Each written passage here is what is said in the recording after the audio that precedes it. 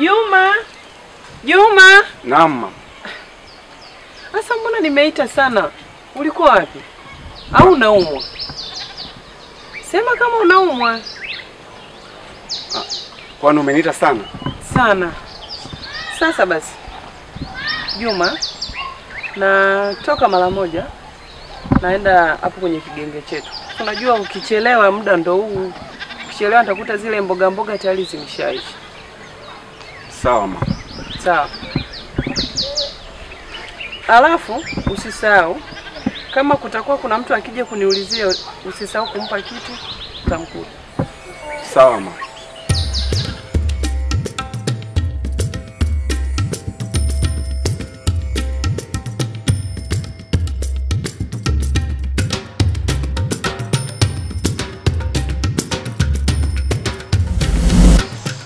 Mwenyekiti! Kulikoni tena kijana vipi? Mbona hema hivyo kulikoni? Mwenyekiti. Kisimani. Kijana vipi? Kisimani kuna nini? Tunakwisha. Ndio useme sasa kuna nini kisimani unasema tunakwisha. Sikuelewi kijana. Mwenyekiti. Mimi nakuteka maji kisimani. Tukiwa na bonge la joka mwenyekiti. Nyoka? Kijana. Haya maneno unayozungumza yana ukweli ndani yake? Kabisa mwenyekiti. Mwenyekiti, kwa hali ninayoiona na kwa jinsi jua linavyoelekea kuzama, sile kama tena nyumbani. Yaani bwana nilale hapa kwako. Bwana mwenyekiti. Nyoka anayekuja nyoka. Mwenyekiti.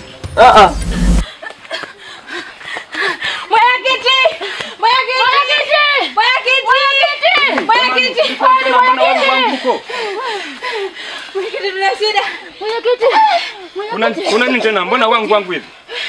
Kule mwenyekiti kwenye kile kisima cha kule. Tumekuta. Hebu tulia basi unielezee vizuri. Kisima kimekuwaje? Mwenyekiti kwenye kile kisima cha kule bondeni. Tumekuta maji yamegeuka kuwa damu. Mwenyekiti tumeingiliwa. Unaje wewe? Okay, sawa. Nimekuelewa. Sasa fanya kitu kimoja. Nikubalie Nyamwezi, nakupenda. Siwezi kuwa na wewe. Na kama una ndoto kuna siku unaweza kuwa na mimi. Hiyo sahau kabisa. Naomba nipite.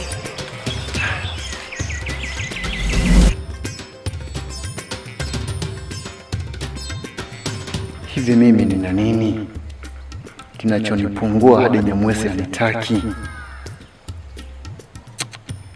Ila sawa, nimepata wazo. Nimtumie rafiki yake na hisi nitampata. Nitamroga. Wewe nenda nyumbani. Kwa kuwa taarifa hizi zimeshafika kwa mwenyekiti, mimi nitalifanyia kazi. Hapana mwenyekiti. Hapana.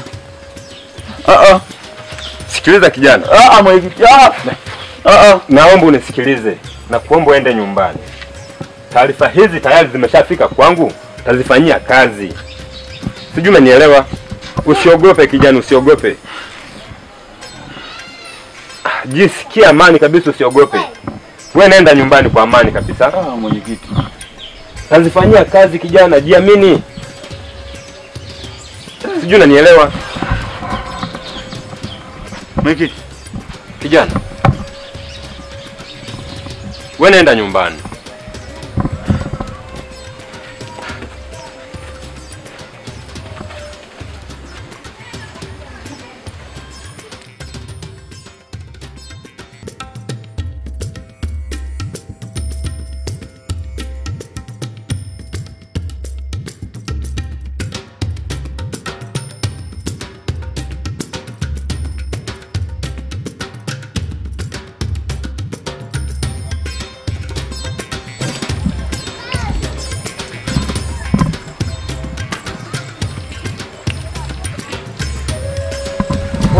Mwenyekiti. Kijana, habari yako? Salama, tushikamoo mwenyekiti. Marahaba, kwema. Kuliko tena mbona jioni tena huko? Bwana huo mguu wa kwako. Wa kwangu? Basi kama wa kwangu mguu. Sijamaanisha mguu huu umetoka hapa kuja kwako. Yaani namaanisha hivi, huu mguu nilikuwa na shida na wewe na maana nilikuwa nakuja kwako. Basi hamna shida kwa kuwa umeshaniona. Basi hamna shida kabisa, lakini mwenyekiti. Mwenyekiti tunakubalika kijijini kwetu hapa na shida. Hilo nalijua kijana wangu.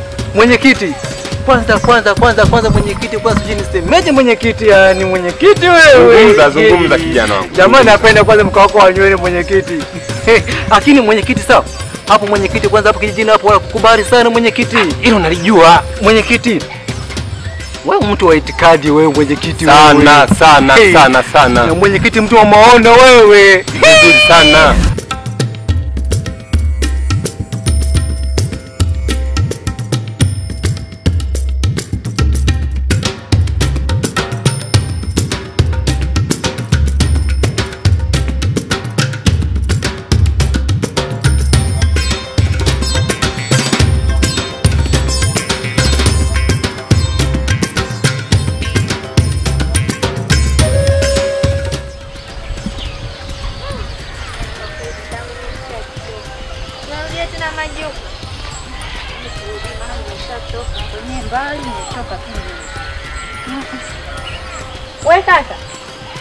We kaka. Dada, zamani kidogo naongea na huyu mtu mkubwa. Wewe naye wai bana, unaona unaitaleta ovyo, mtu mwenyewe hata umjui ametokea wapi, unamuona tu anapita unashubuka tu unamuita mimi ni waishe bana, nimechoka. Dada, nina kazi nyingi za kufanya. Jaribu kuwahi.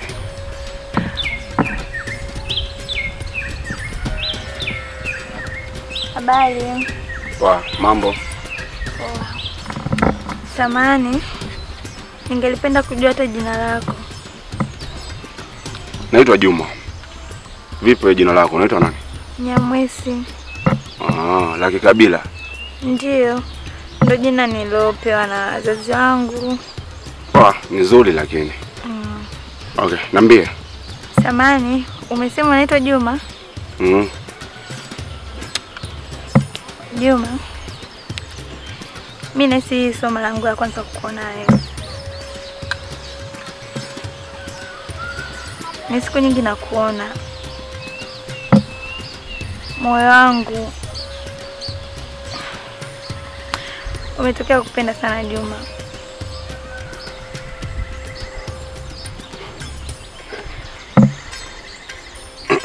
Na nasi pia kwa hili jambo nilokuambia utashangaa sana. Kwa sababu mimi ni mwanamke.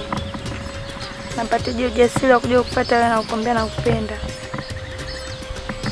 Lakini kumbuka na mimi na hisia.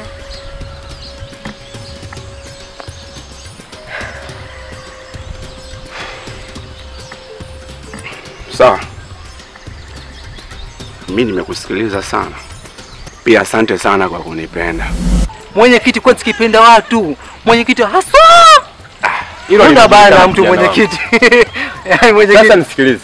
Mwenyekiti akusikia. Nilikwambia hao alikuwa mguu huu wa kwako. Kwamba nilikuwa nakutafuta wewe na shida na wewe. Nahitaji kuna taarifa uzipeleke kwa wajumbe wa kijiji na wazee wa kimila. Hapo mwenyekiti. Mwenyekiti ujumbe umeshafika mwenyekiti. Kwanza mimi hapo mlichagua mtu wa kitengo. Ujumbe gani sasa? Mwenyekiti, mimi kwa nini nishakuangusha kazi mwenyekiti? Nisikilize. Ujumbe huu uambie wazee wa kimila na wajumbe wa kijiji waje kesho kwa mwenyekiti, kuna swala la utati natakuwa nitete nao. Mwenyekiti hapo umeshamaliza. Mwenyekiti ujumbe umeshafika. Mwenyekiti, kwanza kabla yote kabisa. Yule mzee wa kule chini kule. Mzee gani tena? Wewe yule mzee wa kule bondeni kule mzee tembeza na mkukire mzee choma. Hapo. Ujumbe mchafi. Ishia hapo. Nimekwambia taarifa hizi ziende kwa wazee wa kimila na wajumbe. Huyo mzee wako wa cho sitaki nisikie hizo habari zake. Mwenyekiti, leo mbaya. Mwenyekiti, leo mbaya. Kuamuru. Ujumbe unafika mwenyekiti. Nisikilize nikwambie. Sitaki nisikie hizo habari. Na taarifa hizi peleka sehemu ambako nimekuagiza. Mwenyekiti, mimi nimemaliza. Mwenyekiti, ujumbe unafika kwa mzee wa choma. Ujumbe unafika mwenyekiti. Mwenyekiti, ujumbe unafika. Mwenyekiti, ujumbe huo umefika mwenyekiti. Mwenyekiti wewe, ujumbe umefika mwenyekiti.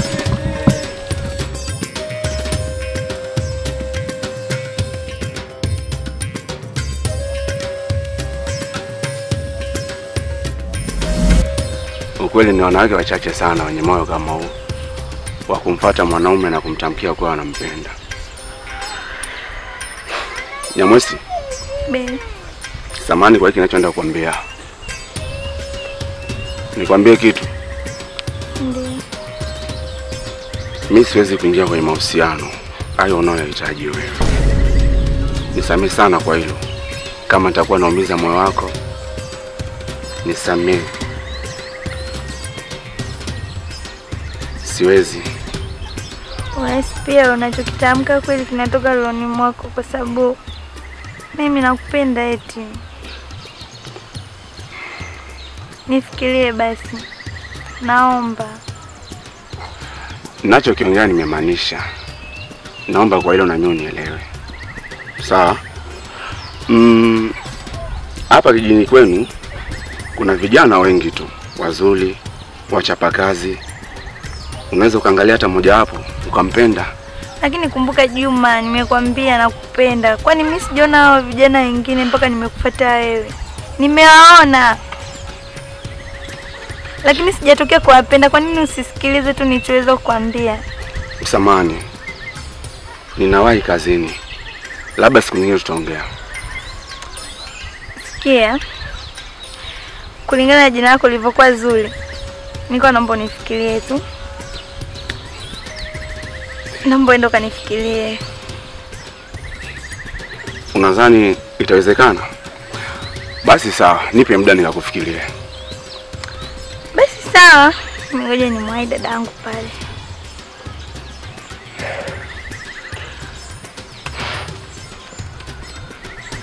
Hii kijiji kimeanza kunitafuta. Ni mitego, si ndio?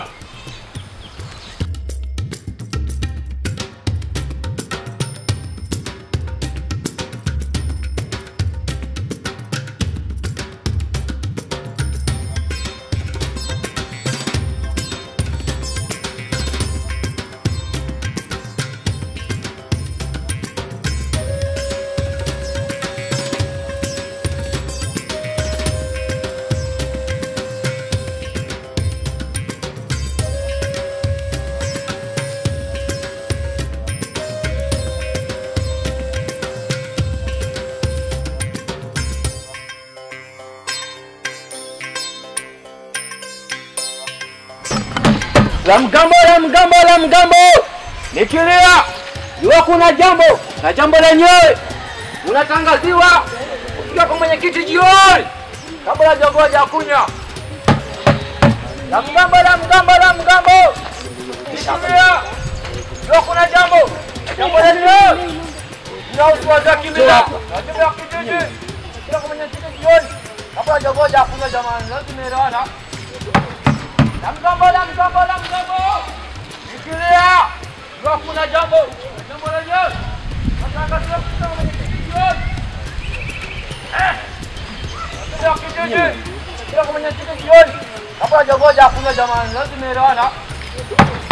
La mgambo. Nikilia. Jua kuna jambo. Jambo lenyewe. Natangaziwa kufika kwa mwenyekiti jioni.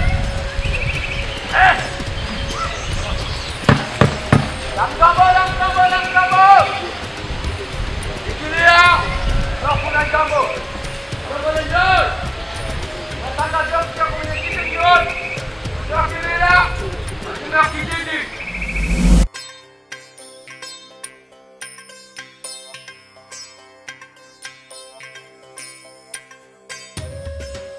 Fitina. Na. Habari za saizi? Salama. Mzima. Za siku? Nzuri.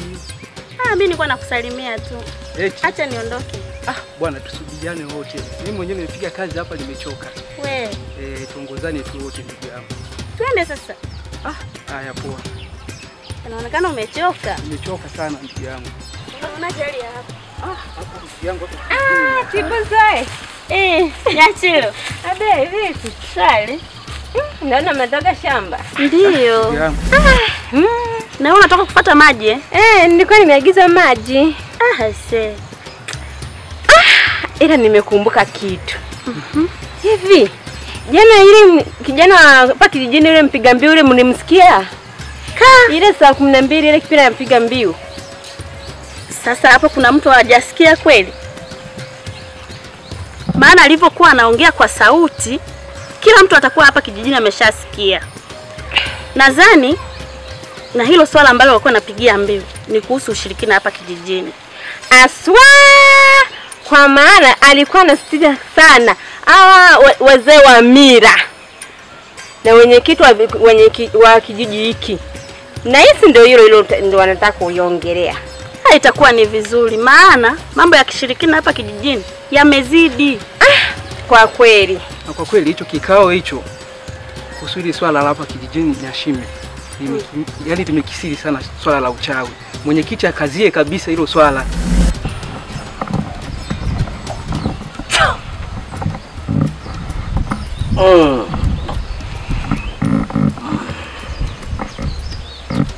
Nahisi jioni ya leo itakuwa ni jioni nzuri sana. Jua litakapokuwa limezama, tutakuwa kuna mambo mazuri sana katika kijiji.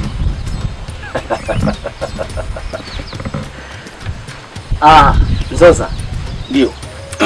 Kati ya watu ambao ni watu ndani ya kijiji cha Nyashime, wewe ni mtu pekee ninayekukubali. Alafu wewe ndiye mtu ambaye ni kijana ninayemuona kabisa kwamba una maono mazuri na una mtazamo mzuri katika kijiji. Sawa. Na hata kama siku moja imetokea nimeiaga dunia, nahisi wewe ndio unaweza nikakuachia baadhi ya vitu ambavyo ni vya kuweza wewe kufanya mambo makubwa katika kijiji cha Nyashime. Naweza kweli bwana Milengo? Maana hivi vitu tunavielewa ndugu yangu. Hata sisi hivi vitu tumeachiwa wazee wetu wa zamani. Kwani unaona umri wangu umeenda? Umri bado. Kwa kweli uko kawaida. Lakini mambo yangu mimi ndio nayajua. Sawa. Sasa ndio nimekuita hapa na bahati nzuri umekubali wito. Unaweza ukajiuliza kwa nini huwa siachani na hiki kitu. Sawa. Hiki kimebeba masuala yote hapa kijijini. Yaani inasikitisha sana. Yaani sana. Kwa matukio yanayoendelea kwenye kijiji yaani tunaomba viongozi wa hichi kijiji kinatisha.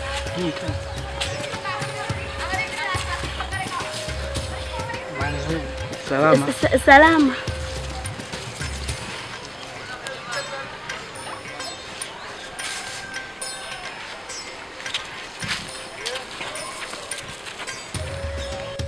Nimesikia. Mnakuwa mnaniongea. Hatujakuongea sisi, hatujakuongea. Hapana baba, hapana baba. Hatujakuongea sisi. Sasa. Acha bwana.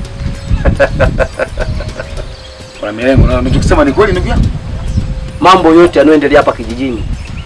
Yote. Yaani vitu vyote vinavyoendelea nishakusanya vikundi. Siwezi kutembea popote pale. Haya ni maajabu. Haya ni maajabu. Sasa jana ndio nimesikia wakitoa yale matangazo ya wazee wa kimila na wajumbe ambao tayari na nyinyi mkiwemo kama wajumbe. Ndio. Niliposikia zile taarifa nikajua tayari hapa kijana wangu mjumbe wa kijiji ameenda kufanya kazi. Kuna kitu huko. Na ninajua kuna kitu. Ni kweli. Nikueleze bwana Milengo. Mimi nadhani unafahamu fika juu ya namna ya mambo yanavyoendelea kwenye kijiji chetu hiki.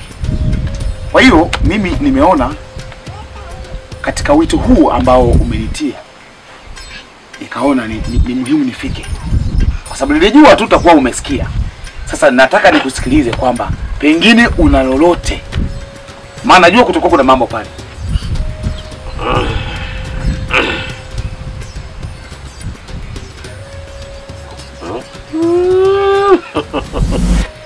Nachotaka kuambia utaelewa mwenyewe.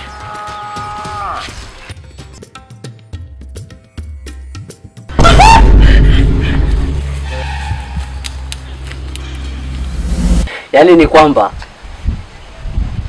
nenda katika hicho kikao. Kakae usikilize chochote kinachoendelea. Hakikisha unakuwa makini. Chochote kitakachoendelea kule katika hicho kikao, mimi najua sitafika. Kwa sababu wazee wa kimila waliomo ndani ya kijiji wao wakiona watu tunajishughulisha hivi na tumekuja, tumekuaje, wanajua ni watu wa hivi tu. ndio maana wametokea kututenga sisi. Lakini mimi nawaona tu historia ya hiki kijiji cha Nyashimi. Nimekuibia siri, ninayo mimi. Ninayo Bwana Mirengo. Mambo yote ya kijiji hichi cha Nyashimi nishaweka. Mimi nakuagiza wewe kama kijana mwaminifu, nenda kasikilize katika hicho kikao. Ila kuna mambo mabaya yatatokea. Kuna mambo mabaya yatatokea. Si leo. Sasa Bwana Mirengo, hawa wazee wetu hawa, najua hawa wazee wanaaminika, na asilimia kubwa sisi sote wajumbe wa hichi kijiji, asilimia kubwa tunawaamini. Sasa itawezekana kweli? Maana yani dalili zinavyoonyesha ni kweli kama wamekutenga, kwa sababu yani kuna baadhi ya vitu vinatokea, lakini naona kama hawakuhusishi sana. Sasa sielewi kama itawezekana. Zoza, jambo dogo sana. Maana mimi ninachokiamini huwa ninakumbatia maneno ya wazee walioniachia, kwamba ukiona dalili za mawingu jua mvua inataka kunyesha wakati wowote. Sasa hivi kijiji hiki kina dalili mbaya sana. Ipo siku wataujua umuhimu wa sisi tunaotengwa, kwa kututenga kwa kuona pengine umri, na kututenga kututengenezea matabaka ya makabila. Ubaguzi wa makabila unatumika sana katika kijiji hiki. Hapo nimekuelewa. Sasa Mami yangu nimekuelewa. Mimi ni Rutangila Nzoka Lugomola emisimuzo mumenzi. Nazungumza. Ipo siku nitafatwa kwa ajili ya mambo makubwa sana katika kijiji cha Nyashimi. Mimi sitaki tupoteze muda. Sawa. Kubwa, fika kwenye kikao. Usiache kufika, hakikisha unafika. Sawa? Kafanye kazi kama jinsi nilivyokuagiza. Mimi nikutoe wasiwasi. Kazi yako wewe ni ndogo tu. Sikiliza, lete ujumbe, acha pale. Nikutoe wasiwasi. Sawa sawa. Bwana Mirengo. Mimi naondoka. Subiri. Subiri. Sikae. Kati ya vijana nimekupenda wewe kijana katika kijiji hiki. Amna shaka. Utafanya mambo makubwa sana miaka inayokuja. Sawa. Sawa.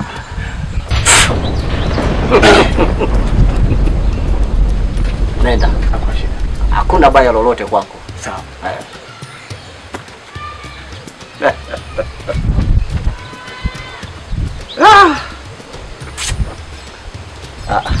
Yaani kijiji hichi cha Nyashimi, huyu kijana makini sana.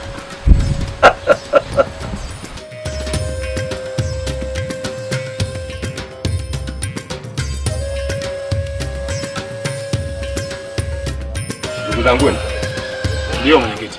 Mimi niseme tu nafurahi sana kwa kuitikia wito wangu. Lakini nashangaa kuna baadhi ya wazee siwaoni hapa. Wazee wangu wa kimila kuna baadhi sijawaona hapa wamefika. Na sijajua tatizo ni nini. Lakini isiyo sababu ya kusitisha kikao chetu. Hata nyinyi mliofika nadhani mmefika kwa kuwakilisha kundi hili. Ndugu zangu, mimi nimewaiteni hapa. Nina mengi sana kuzungumza kuhusu kijiji chetu. Jamani, kijiji chetu sasa tunakoelekea naona tunaelekea kwenye hatari. Maka taarifa ambazo zinakuwa zinanikuta hapa mimi kama mwenyekiti zinakuwa ni taarifa za kutisha. Mara ya kwanza wazee wangu kuna mabinti wawili alikuja wanakimbia hapa. Wanasema kijiji chetu katika kisima cha Nyashimi kule kuna maji yamegeuka kuwa damu.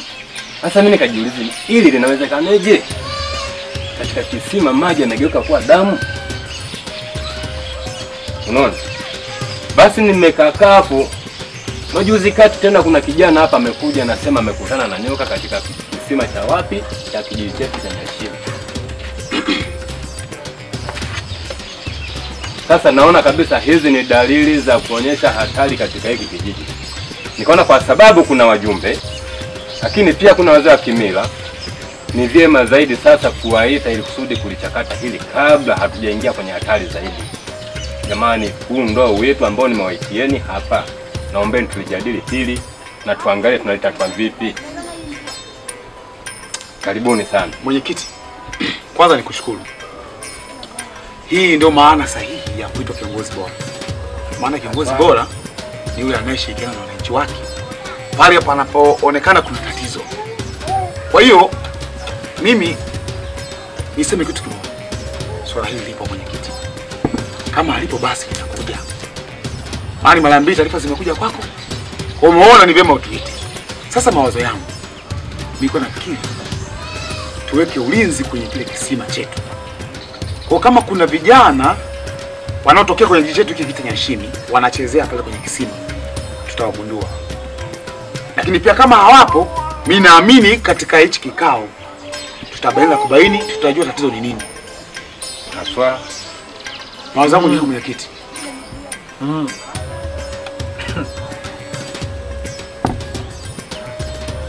Mwenyekiti, wewe ndio tatizo.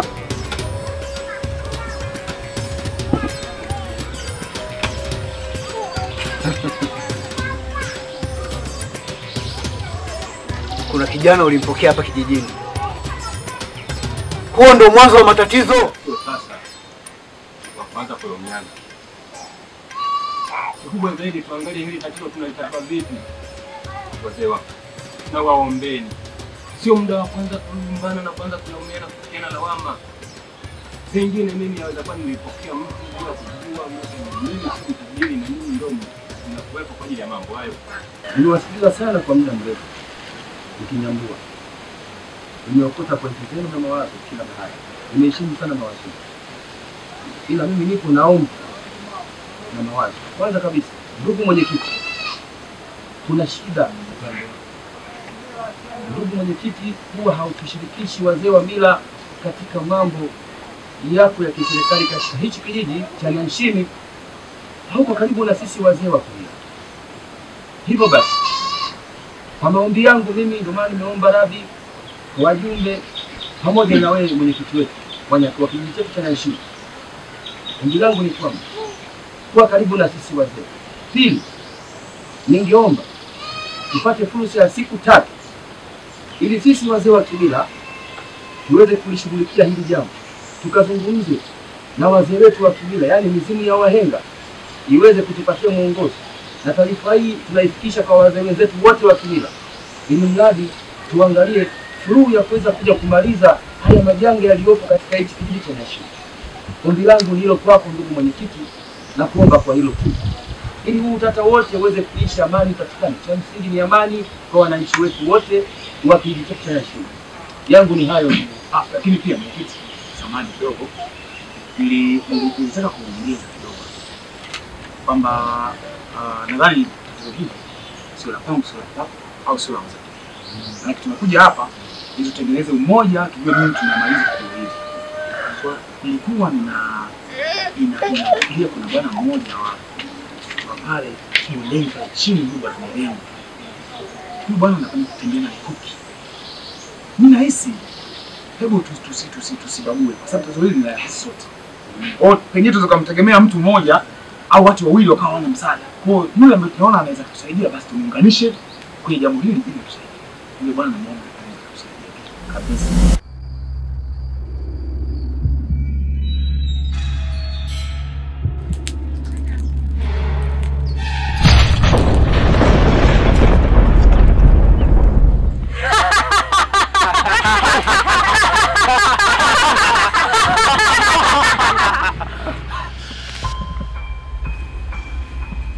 Wakulungwa.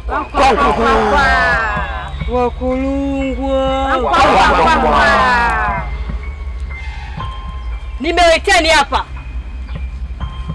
kwenye kikao cha dharura. Mkuu kapata dharura, kaelekea kwenye vikao vya wachawi. Mmenisikia Wakulungwa? Ndio. Kuanzia sasa na muda huu, mimi ndio mkuu wenu wa wachawi. Mmenisikia Wakulungwa? Ndio. Nikisikia jambo lolote ile kule mitaani kuhusu wachawi, tutamla nyama bila kutegemea. na huu ndio tumelishika na mababu zetu na ulikuwepo henzi na henzi. Mmesikia Kurungwa? Ndio. Sasa kuanzia sasa mimi ndiye mkuu wenu kuanzia dakika hii na muda huu. Na kwa hiyo nimefikiria huyo bwana anaweza kutusaidia. Mjumbe. Unamzungumzia huyu anayekaa bondeni. Bwana Mielengo hapo chini bondeni hapo. Tembea na mkuki sijui mganga sijui huyo hapana. Maki mtu simuelewi ni mganga. Mila simuoni kabisa hata simuelewi. Huyo hapana.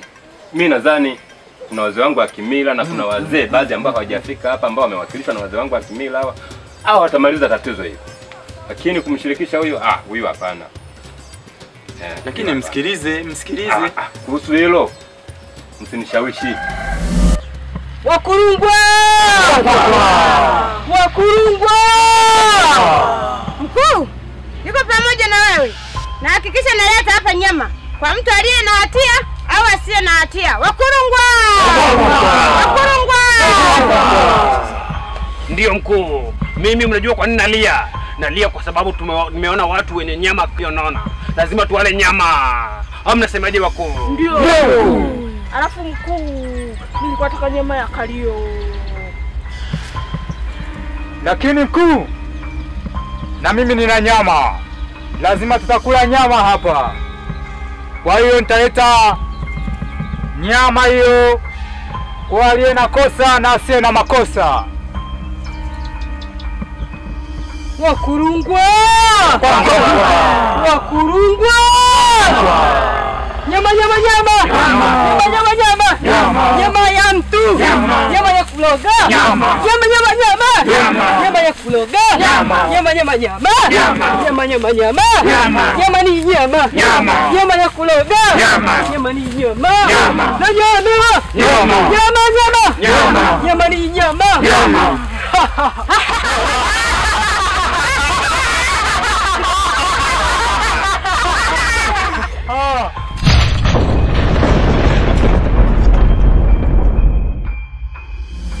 Ndugu mwenyekiti, mimi nafikiri mawazo yako yako sawa. Na wazee wa kimila taarifa itafika. Tumeomba siku 3 zinatosha. Nafikiri tufunge kikao na ili tuweze kuokoa muda tukafanye shughuli hizi ambazo tayari tumekuahidi ndugu mwenyekiti. Jamani, mimi sina mengi ya kuzungumza. Asante sana ndugu. Nawatakia tu maandalizi mema. Asante sana. Sawa. Jamani, niwatakie kazi njema. Karibuni tena. Wazee wangu, karibuni tena. Asante. Sawa. Mjumbe, karibuni sana. Lakini mara nyingine mwenyekiti na kamsosi basi kidogo. Unajua mambo yameingiliana kichwani, yani nimepagawa. Au kuna mihogo huko ndani twende tatu. Miogo hadi shambani. Ngoja tukiitie huko. Ndio. Zingatia haya. Zingatia haya. Na utusikilize wazee. Hili limeisha.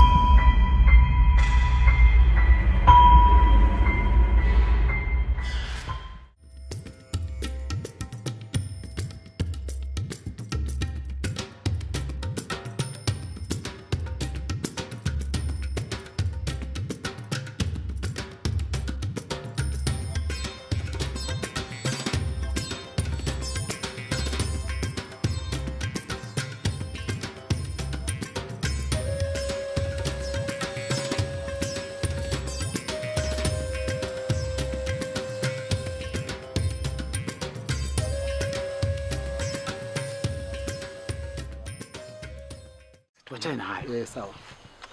Bwana Jose, mimi na jambo langu. Na mpaka tumekutana hivi kwanza nimekuwa furaha sana. Sawa. Maana jambo hili limenijaa sana. Sasa nikaona kwa nini niendelee kunitinga wakati kuna namna ya kuweza kumweleza mtu pengine nikapata msaada. Sawa sawa.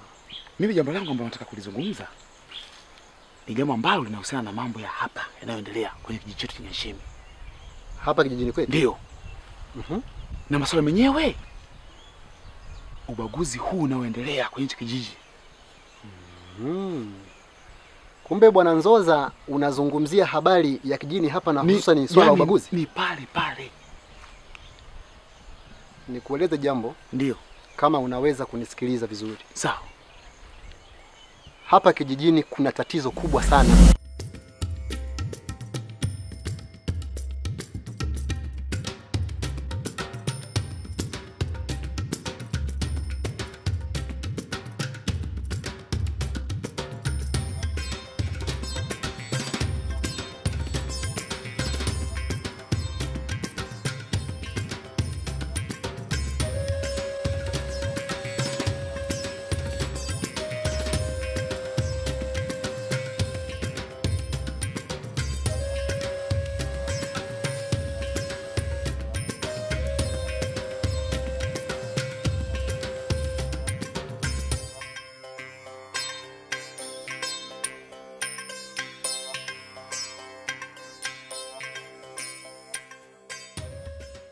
Kama tulivyozungumza tulipokuwa kule Dolo.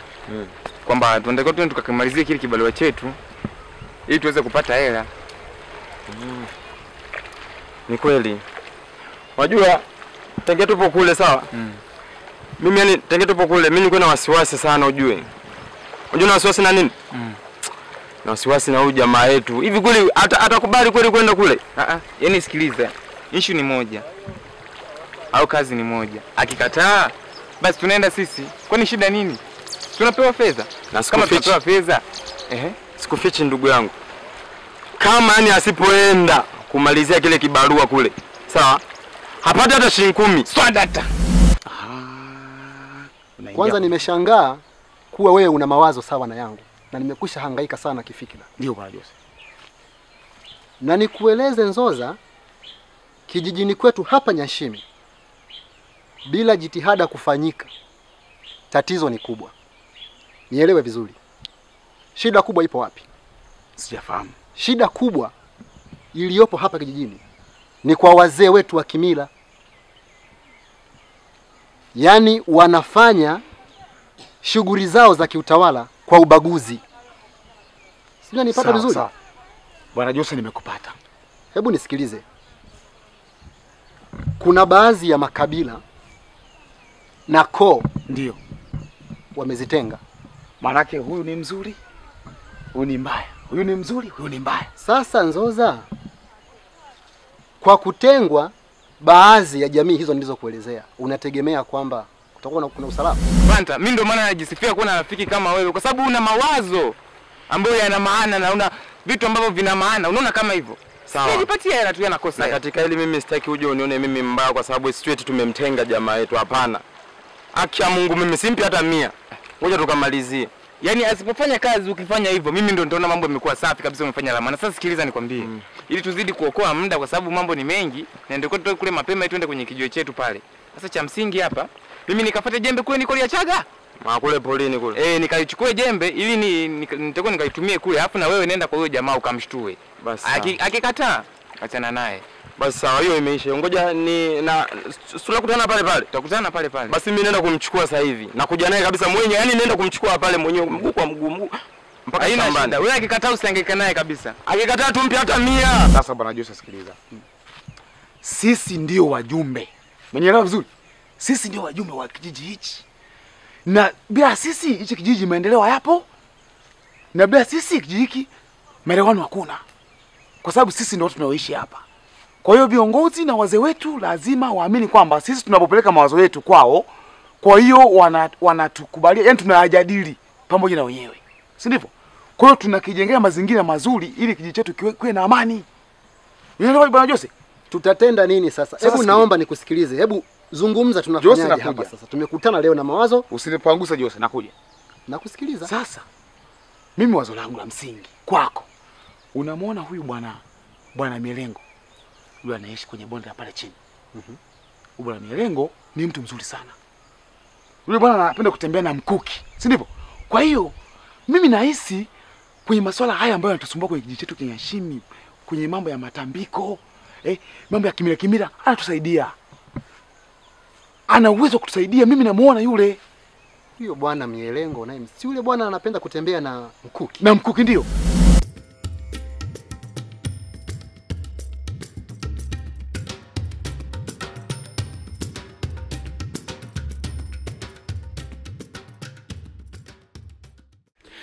Naona leo unajipya mwanangu. Ni kweli mama, maana toka nimefika nilikuwa nasikia unaitwa Mama Sabi, Mama Sabi. Lakini huyo Sabi sijawahi kumuona. Kwani Sabi uko wapi? Sabi. Kijana. Mwanangu Juma. Unatonesha kidonda ambacho kishapona. Si muda sasa. Si muda wa kutaka kujua Sabi ni nani. Muda ukifika nitakwambia kwamba Sabi ni nani. Unaniumiza. Lakini mama, mimi sikuwa na nia mbaya kuuliza kuhusu Sabi. Unaweza tu kaniambia mama yangu. Nipe hiyo. Niambie tu. Hapana. Sio muda sahihi wewe wa kutaka kujua Sabi ni nani. Muda ukifika nitakwambia. Hiki kijiji kiache tu mwanangu. Ni mtaalamu wa jadi, ni sielewi vizuri yule anaelewa madawa. Na kwa sababu sisi tunahitaji kumaliza tatizo ile ambalo tunatusumbua hapa kwenye kijiji chetu. Mimi naamini wewe atakuwa msaada kwa sababu jambo hili sio la kwangu, sio la kwako, sio la nani. Umeelewa? Kwa hiyo tukichambua kwamba huyu anaweza kutusaidia, pengine tusaidie. Kwa hiyo tunatafuta suluhu. Sasa Nzoza, mimi nadhani nimezungumza jambo la msingi sana. Kwa kuwa umesema kuna mtu mwingine. Ndio. Tupo wawili mimi na wewe. Na umesema kuna Mielengo. Ni Mielengo? Anaitwa Mielengo. Ndio. Shasikia jina lake. Tumshirikishe sasa. Bwana Jose, limeisha. Tumshirikishe katika jambo hili, tupate mawazo yake. Umeingia kwenye mawazo yangu Bwana Jose. Tutaangamia. Tunaweza tukaondoka. Hebu tuachane nayo. Kwa nini sasa? Tuachane nayo tu. Mama, hiki kijiji kina nini? Wewe niambie. Alafu nataka kusahau. Unakumbuka tulivyoenda kwa mwenyekiti? Nakumbuka sana. Taratibu zile zote alizokuambia mwenyekiti na kuomba uzifate. Mi mama, kwa mwenyekiti niko sawa naye tu, wala sijapuuza chake hata kimoja. Maana hiki kijiji kimejawa na imani za kishirikina sana. Kwa hiyo nakuomba uwe makini sana mwanangu. Sijui umenielewa? Mama, mbona kijiji chenu hiki nakiona kidogo sana? Unakiona kidogo? Yaani kiangalia hata kwenye mkono wangu hapa, hicho kijiji chenu kwenye mkono huyo kijana.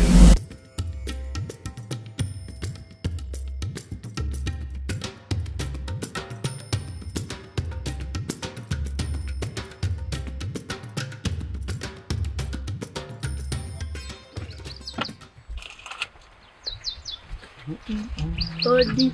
Karibu. Mambo jambo. Sema. Mimi nasema tu nikopeshe mafuta ya 500. Kaambia sikopeshi eti. Nenda kaambia mama sikopeshi.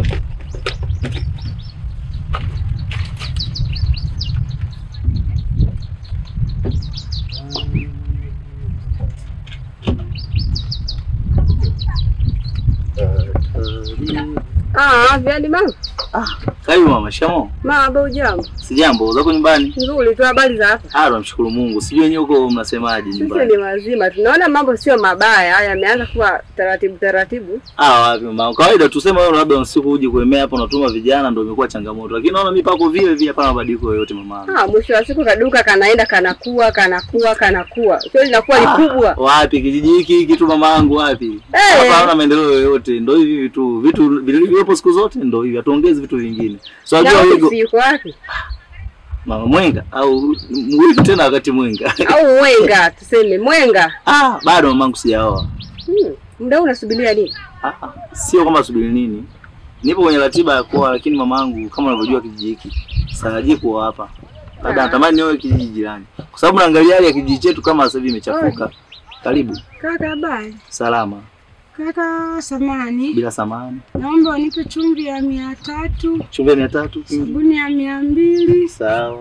Alafu na pipi za 500. Hamna shida. Alafu unikopeshe juisi za 3000. Nifanyeje? Unikopeshe juisi za 3000. Kingine. Na maandazi 2000. Sawa. Bila samani. Sababu nimepata wageni kutoka mjini, yani nimebanana sana kaka yangu. Sasa dada, wewe umenipatia 1000. Umenunua vitu vya 1000 ambavyo unahitaji chumvi tayari nishakupa na sabuni, bado sijakupa pipi zako za 500. Alafu bado unahitaji mandazi ya shilingi ngapi? Ya 2000 mandazi. Na juisi za 3000. Dada, unaona hesabu hivyo ngumu. Mimi kwa sasa hivi sikopeshi. Ukitegemea. Angalia hivyo. Kwani umelionea nini? Sawa, mbona nini? Ni kidogo sana. Hii kijiji ndio kinakupa wasiwasi wewe? Sana mwanangu. Na kinaniumiza sana. Pole sana mamangu. Kama ulikaa ukiumia kuhusu hiki kijiji. Kwangu ni kidogo sana.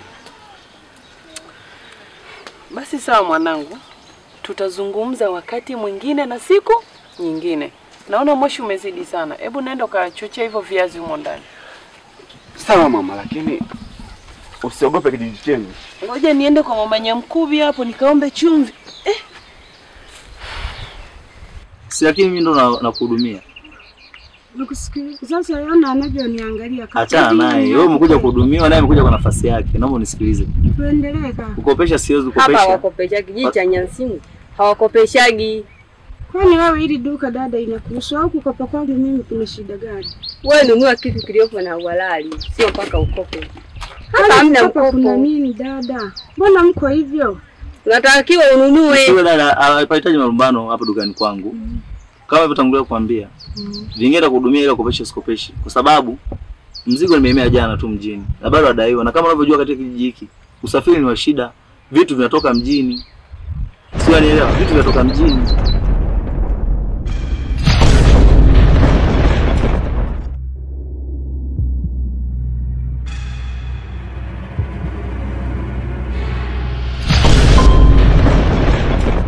Kijana, tunajua unawaza sana juu ya utawala wa hapa katika kijiji hiki.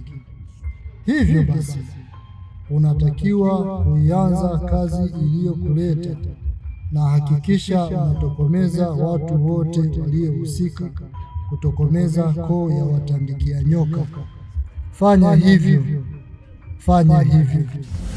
Alafu changamoto ni mkubwa ni usafiri, tutatumia baskeli au ubatishe pikipiki. Kwa hiyo changamoto kufikisha mzigo huko. Alafu unaposema nikopeshe mimi mwenyewe dukani bado adaiwa. Kwa hiyo nazungusha hapa, tegemea nyinyi mnakuja kunichangia niweze kutuma zile mjini ili kesho nipate mzigo mwingine.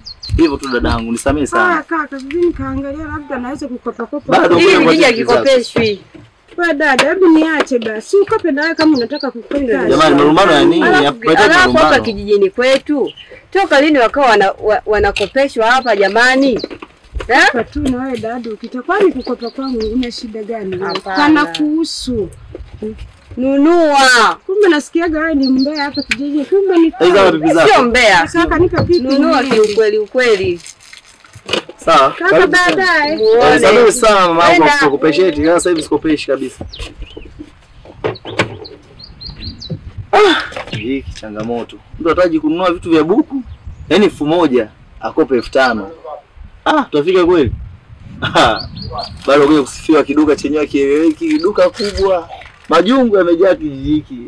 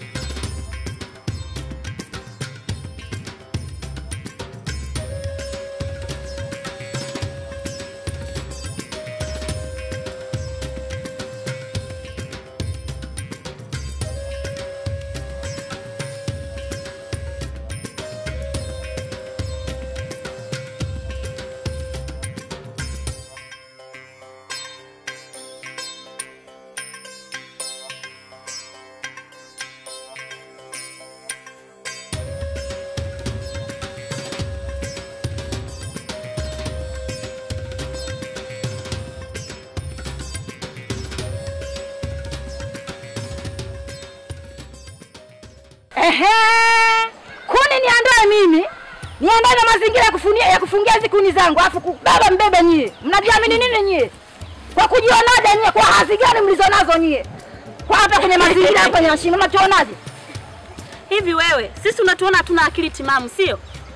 Yaani sisi tumeingia polini, tumeandaa kuni wenyewe, tumechanja. Wewe unakuja eti mko watatu, mnakuja kutufanyia fujo sisi. Kwa nini lakini? Hatufanyi fujo, ni kwamba nimeandaa mimi. Dada sikia nikwambie. Wanasemaga siku za mwizi ni 40, leo nyie mmekamatika. Na siku naopiganaga ni siku kama hii. Mmeingia kwenye eneo letu. Dada naomba mimi mnisikize sawa. Hapa hamna mtu kubeba mzigo. Yaani inawezekana sisi tufika hapa tuchanje kuni, alafu nyinyi mtoke huko tu mpige makelele yenu kwamba mmezchanja saa ngapi hizo kuni. Wewe jifunga usijifunge na tuogope chochote hapa. Nakwambia hivi kuni hazitoki. Hata mzigo hapa. Naona wewe unijui vizuri. Wewe ndio unitambui mimi. Na kwa nini unazoea kuongea na mbwa songei na wewe jamani? Nini shida?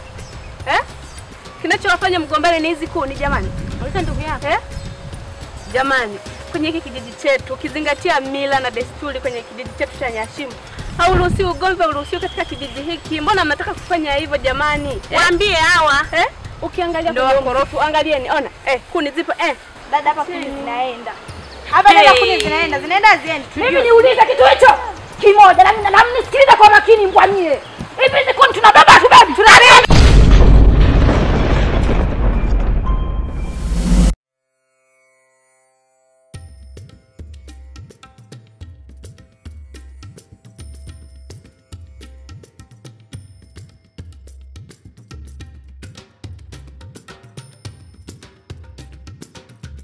Za siku? Ni nzuri Nyachiro. Siku hizo umetususa wewe. Ndugu yangu sio kwamba nimewasusa.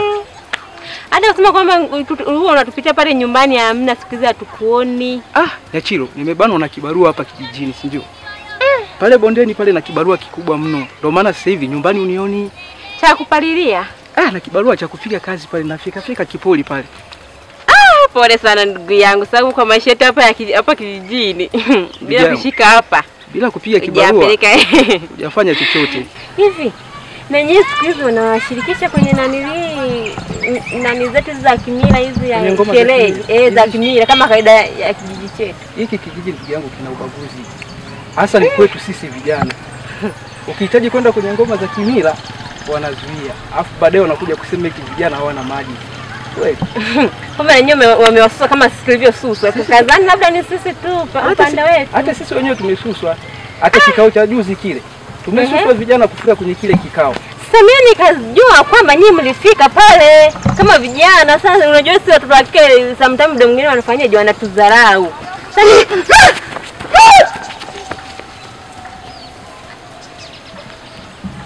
Vipi na huyu tena? Hata sielewi. Mbona mbio? Sielewi kitu yangu. Mwenzangu hapa kimesharibika, kwa hiyo ngoja mimi niende nyumbani. Hapa hamna cha kufanya. Na mimi ngoja nitawanyike niende nyumbani.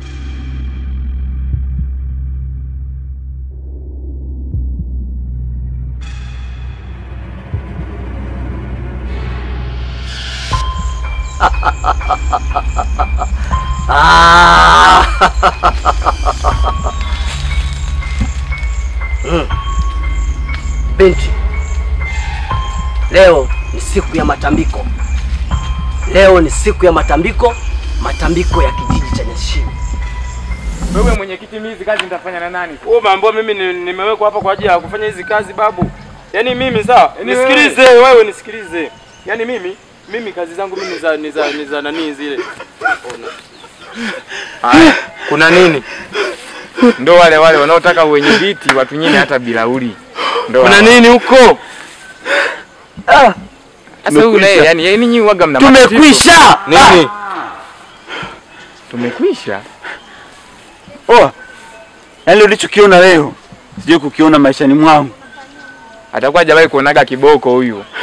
Maana nimesikia kuna kiboko kule imekula malando mashambani huko. Sikia saa. Nyoka. Maraizi, nyoka. Ushaanza habari zako. Huyu habari za nyoka kashazungumza kila siku na huwa ni za uongo. Wewe toka umzungumzie nyoka ulishamuonea wapi? Mbona unamuona ushaanza habari zako? Asa ya leo tofauti, yani ya leo ni kubwa kuliko zote. Unataka kusema hii ni babu kubwa? Haya, babu kubwa imekuaje hiyo? Nyoka anabadilika anakuwa sungula au? Sasa nyoka sio nyoka. Mtu anabadilika kuwa nyoka. Mtu? Mtu anabadilika kuwa nyoka? Nyoka!